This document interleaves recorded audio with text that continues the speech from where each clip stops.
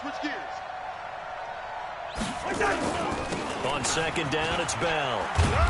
And for one of the few times here today, this run's not going to go anywhere. They'll say no gain on the play there, and now it'll be third down. Now, obviously, that's some good work there defensively, being able to stop them and bring up a key third down. But if you're on the offensive side of the ball, there's an opportunity, because I know what defensive guys are thinking right now. Just stop them, get to the ball. That means it might not be sound defensively. There could be some opportunities. And you said key third down. Highlight that word, put it in bold. Here we go. I hate to surrender the football when you're nursing a slim lead, but they're going to have to punt it away. Trust that defense. It's the right play at this stage of the game as well. You don't need to press it here because you do have that little bit of a cushion, and you count on your D to make it stand up. Here's Britton Colquitt now as he's on to punt for Minnesota.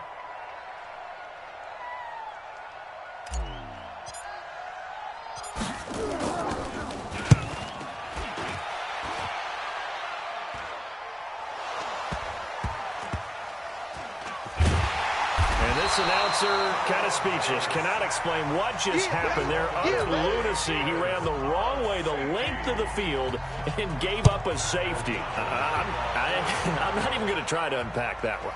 Good move. Let's just leave that one alone, shall we? Cat's got our tongue here in the booth. Get ready, get ready, get ready.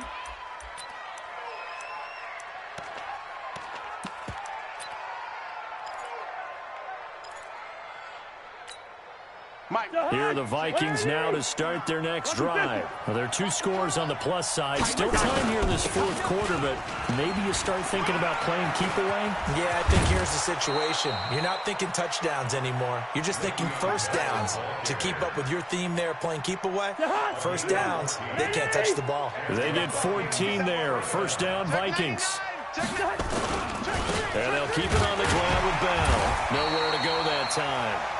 He maybe got a yard up to the 40.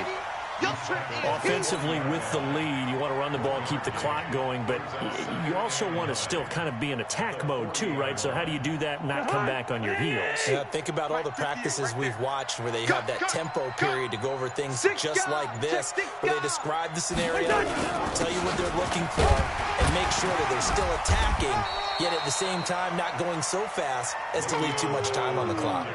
Give him 3 yards, and now they're left needing a conversion here on 3rd and 6. 6 man. Check curls, check curls, check curls. Cousins now. He's got his man. It's Williams. And he's going to have another first down as the tackle's made here at the Bears' 37. Big hook up there, forced to throw it on 3rd down. The connection's going to keep the drive alive and also keep the clock moving. Yeah, and from a defensive perspective, didn't get a sack, didn't knock the ball free, didn't break up the pass. The clock keeps running on you. You're in a dire situation now. It's a pickup of 4, and it'll bring up 2nd down.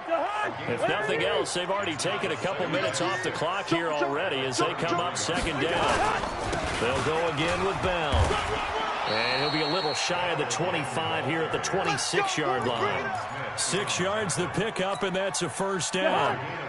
Not totally home free yet, but it's looking good as they come up 1st and 10. Here's a quick throw to Thielen. And he'll take this into the end zone. Now, hold on here. We do have a flag down. So let's see what this is about. Watch twist. After the penalty, it's Bell. Akeem Hicks that time on the tackle. And now right out of the 2-minute break, we'll get a timeout used defensively with 1:56 to go. Another running situation on the doorstep as they come up 2nd and 10. And whistles, and we're going to have another stoppage of play as they call the timeout on defense with 1:53 left. 8th play of the drive forthcoming, and they need 8 yards on 3rd down. Now they'll toss it to Bell running left. And he'll be stopped here well short of the first down at the 24-yard line. Now the Bears will use their 3rd and final timeout as they'll head to the sideline and talk over what to do next. Bailey's kick is good, and that will give them a 12-point lead.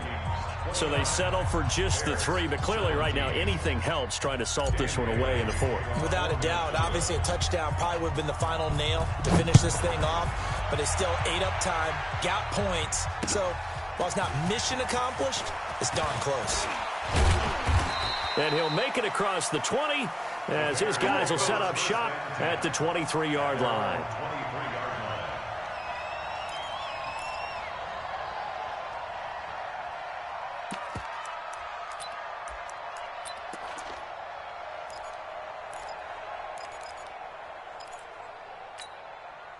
At the line, prepping for their next drive, the Bears offense. And with 3 interceptions thrown already, we'll see. Do they rely more on the ground game here? They may have to change things offensively to try and settle things down, not just for the guy throwing the ball, but for the rest of the offensive unit, because their confidence has to be shaken a little bit. And you just wonder, is the backup going to start to warm up a little bit over on the sideline? Taylor incomplete on first down. Here's 2nd and 10. Throwing again. Taylor. Eluding the pressure right. And his throw's going to be incomplete. And now offensively it's 3rd and 10, and I'm just thinking to myself, actors always say, what's my motivation before a big scene? Right now the play caller's thinking, what have I done before that's worked well that I can go to right now? Yeah, because they were pretty successful in the first half scoring points. Haven't done anything so far here in the second half. Now a desperation throw deep downfield. And he bats it away, and it falls down incomplete. Looking to erase a 2-score deficit here in the 4th quarter. Going for some big plays. Yeah, they certainly were. They just decided one shot, didn't they? Forget trying to move the ball downfield in small little increments. Let's go for the big one.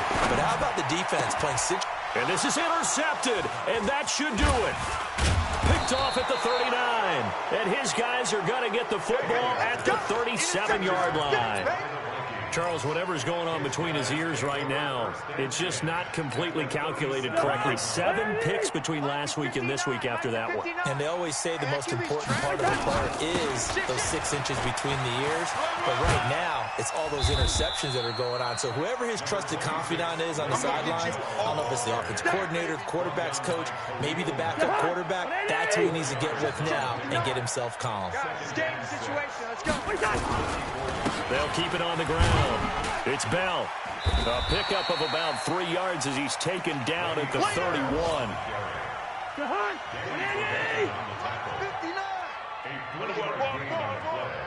Brings up 3rd down.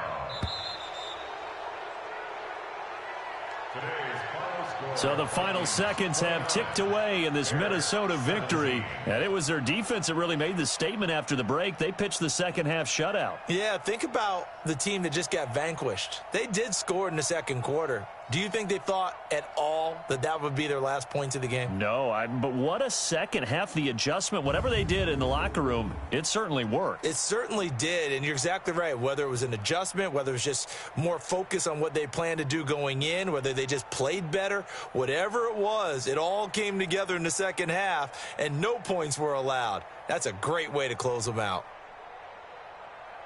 So for Minnesota, the win moves them a couple games over 500 now at 7-5. And they'll get another road date next week as their opponents will be the Tennessee Titans. Meanwhile, for Chicago, this loss cost them in the playoff chase as they fall back to 7-5 on the year. And they'll get a chance to redeem themselves at home next week.